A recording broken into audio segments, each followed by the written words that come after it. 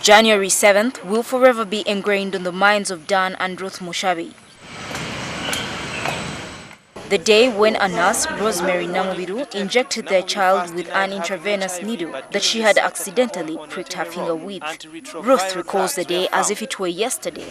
I noticed blood was flowing over my baby's hand.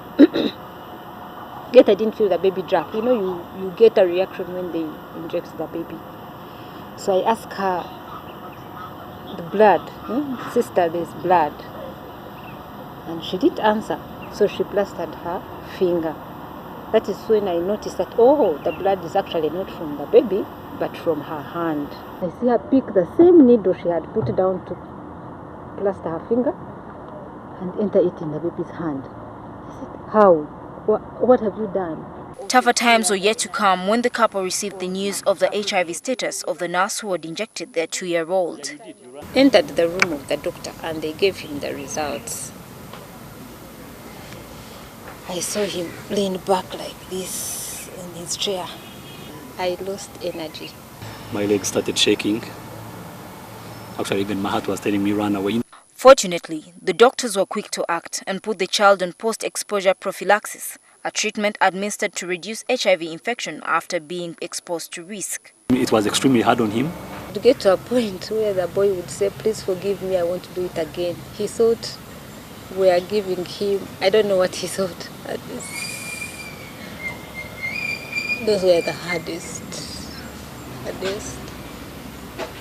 Yeah, that phase was hard. He felt sick, he got better. Hallucinating in the night, failing to sleep. She didn't understand. We tried to tell him we are treating a disease.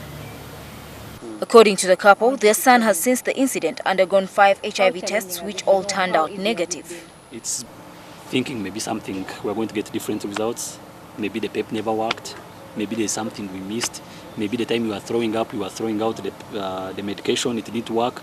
So with all those mixed emotions, it was like days before checkup, even during like sleeping, we would have sleepless nights. Their other trying moment has been the threats they allege to have received from civil society organization activists. I can't tell you how much they have threatened us, how they said that we were going down, how they said it was a setup, all funny things that they have said.